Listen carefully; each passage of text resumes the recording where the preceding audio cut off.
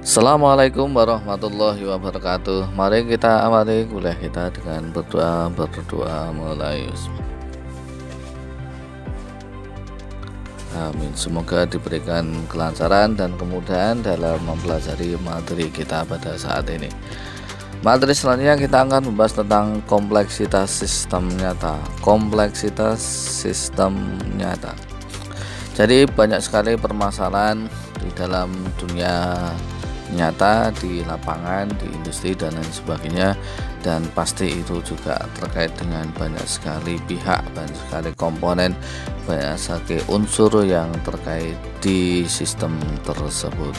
Misalkan saja sistem produksi, maka dia akan ada bahan baku, akan ada produksi, akan ada mesin, akan ada orang, akan ada metode, termasuk juga akan ada keuangan dan lain sebagainya. Sehingga ketika kita bicara tentang sistem, itu tidak lepas dari sistem yang lain, dan ini tentu saja ada faktor-faktor, ada variabel-variabel yang nanti mempengaruhi kinerja dari sistem tersebut, baik itu faktor internal maupun faktor eksternal, baik itu faktor yang bisa kita kendalikan atau faktor yang tidak bisa kita kendalikan.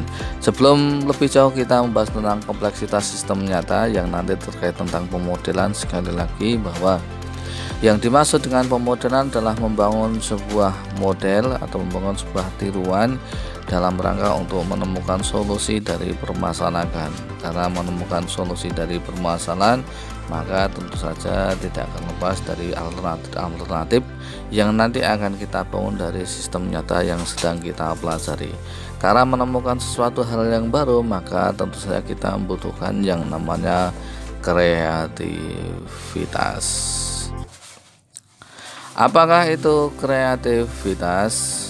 Maka sesuatu yang berkaitan dengan tersedianya informasi, konsep, pengetahuan yang terbatas. Karena keterbatasan tersebutlah maka kemudian dibutuhkanlah solusi-solusi yang bisa menyelesaikan keterbatasan yang sedang kita alami, atau yang sedang sistem alami, atau yang sedang di dalam dunia industri itu sedang terkendala, baik itu secara parsial, sepotong-potong, tidak utuh dalam menangani suatu realita tertentu. Keterbatasan ini yang kemudian membutuhkan solusi-solusi agar bagaimana walaupun dengan keterbatasan, walaupun dengan sesuatu yang sedikit, namun tetap bisa berjalan dan menghasilkan sesuatu yang lebih baik. Itulah yang disebut dengan kreativitas, menemukan dalam dunia keterbatasan. Inti kreativitas adalah menemukan hubungan baru, baik antar variabel, antar komponen, antar metode dan lain sebagainya. Perspektif baru, pandangan baru, cara memandang baru, sudut pandang yang baru, atau melakukan sebuah kombinasi baru dari sejumlah gagasan dengan menyatukan dari berbagai elemen, dari berbagai unsur, dari berbagai macam pihak, maka kemudian memunculkanlah suatu hubungan yang baru yang lebih menyelesaikan masalah dan memberikan solusi dari keterbatasan yang sedang dialami. Teori, konsep, algoritma, metode, teknik, produk, proses, warna, bentuk, tekstur, aroma, cita rasa dan lain sebagainya, semuanya bisa membuahkan, menghasilkan kreativitas dengan berbagai macam variasi, jenis, dan komponennya. Banyak yang sebenarnya bisa kita temukan, banyak yang sebenarnya yang bisa kita hasilkan dari berbagai hubungan, dari perspektif, dari kombinasi, dan semuanya bisa kita buat menjadi lebih kreativitas. Tentu saja ketika kita melakukan pemodelan yang kaitannya dengan pemodelan yang kita pelajari adalah tentang pemodelan matematika, maka kita juga diharapkan juga diinginkan bisa menemukan hal-hal baru, hubungan antar variabel baru, sudut pandang baru, kombinasi baru, berbagai macam hubungan antar variabel dan lain sebagainya, termasuk nanti ketika kita di lapangan. Karena ketika nanti kita di lapangan, maka semua pihak yang nanti akan terkait itu biasanya kita simbolkan dalam bentuk persamaan atau mungkin dalam bentuk simbol-simbol Contoh kreativitas. Nah, ya, tapi ini gambar ya. Ya lucu-lucu tapi menginspirasi itu saja lah. Jangan motor. Nah, oke. Nah, produk kreatif. Ini saya bukan bos. Ya biar nambah fresh saja. Ya. Ini namanya kreatif juga.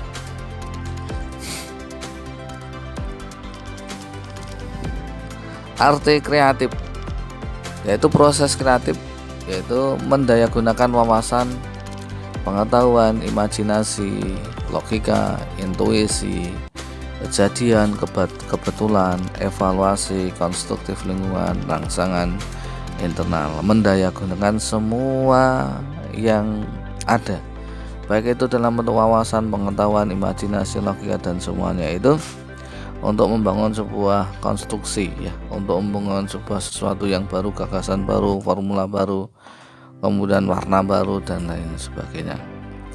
Mengubah gagasan atau menghasilkan tambahan gagasan baru, baik itu dari gagasan lama untuk membuat ke gagasan yang baru. Ini menurut Edward Bono.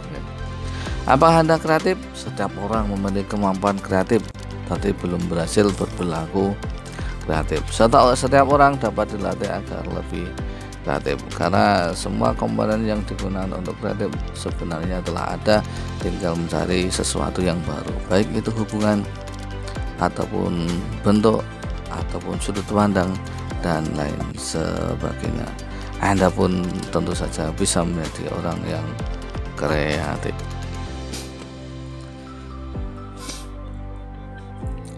Dua arah kreativitas. Satu, kreativitas dalam bentuk produk.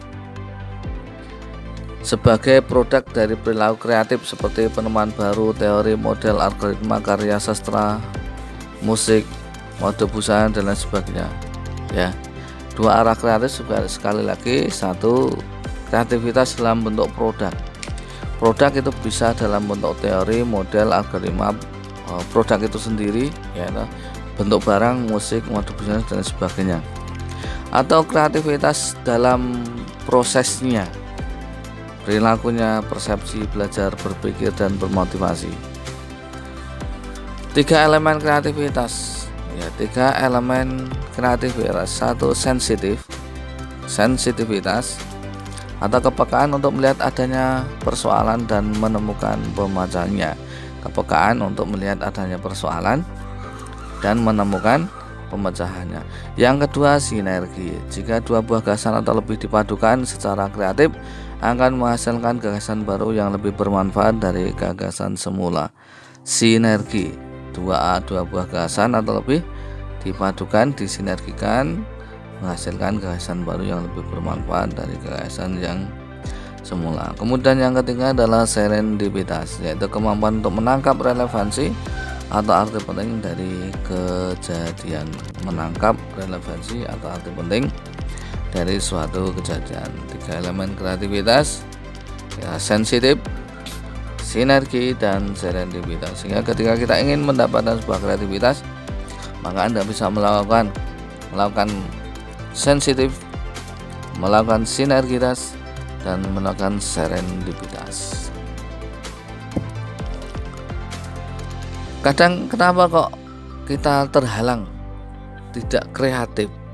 Satu, karena perseptual, kekakuan persepsi, kesulitan menemukan dan mengisolasi persoalan, penambahan batasan dan asli tidak mampu menelaah persoalan. Ini persepsi ya, bentuknya kaku ketika kita melihat sendiri, wah sudah nih kayak nggak ada ini nggak ada yang bisa diolah nih, ini perseptual. Kemudian emosional, ketakutan untuk melakukan kesalahan atau menghadapi resiko. Nah, ini ketakutan. Orang kalau sudah takut ya, bagaimana dia akan bisa menghasilkan sesuatu yang baru? Bagaimana dia akan menerjang zona aman kalau dia mengalami ketakutan? Bagaimana dia akan menemukan sesuatu hal yang baru, adventure yang baru, hal yang baru jika dia tidak bisa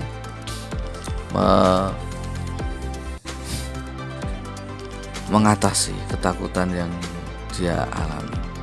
Kemudian kultur dan lingkungan, sumber daya, norma, nilai keyakinan dalam masyarakat ini kadang juga menghambat kreativitas dari seseorang, sehingga mungkin kita butuh suasana yang baru atau lingkungan yang baru, intelektual dan sisa. Tahapan bagaimana kreativitas itu terbentuk: satu, melakukan persiapan, menganalisis tugas, mengumpulkan data, mencari pola, mencoba gagasan, mencari asumsi. Persiapan. Kemudian ini dikatakan frustasi itu bukan stres ya, tetapi ini adalah suatu bentuk ketika kita sedang memikirkan masalah tersebut, mungkin kadang ya ada rasa kebosanan dan lain sebagainya, tapi ini sebenarnya sedang melakukan sebuah hubungan-hubungan di kepala kita, sehingga kadang-kadang kita sedikit agak wah ini gimana nih nah, itu. Tapi sebenarnya pikiran kita sedang mencari jalan bagaimana pola-pola itu nanti akan terbentuk. Kemudian yang ketiga, inkubasi. Nah, ketika proses sudah berlangsung, maka kadang kita butuh untuk beristirahat atau mencoba menunda, dan kita kadang berhenti dulu. Kemudian wawasan, nah terinspirasi, menyatukan kreativitas, kemudian mengolah, melibatkan pengujian wawasan dan mengubahnya. Langkah-langkah tadi juga bisa dijabarkan dalam bentuk seperti ini: pendefinisian masalah, spesifikasi fakta, tentang pengenalan lokasi, timing dan dampak, mencari sebab yang mungkin, bisa statis maupun dinamis, mencari sebab yang paling mungkin, menguji kebenaran berdasarkan logika dan realita. Oke, seperti itu.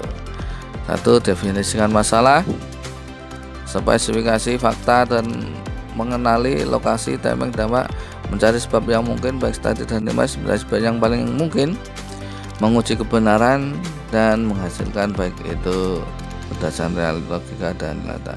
Nah, terkadang hambatannya adalah kurang lengkap informasi, sehingga kita butuh sumber daya atau referensi yang komplit, itu data-data yang banyak. Masalah kasih kadang-kadang ada perbedaan-perbedaan ya, dan sifat psikologis manusia yang mungkin kita butuh fresh ketika kita ingin menghasilkan sebuah kreativitas. Dan tentu saja kita sudah memiliki gambaran apa atau hipotesa yang sedang kita ingin tuju. Terima kasih, nanti bisa kita lanjutkan di materi berikutnya. Assalamualaikum warahmatullahi wabarakatuh.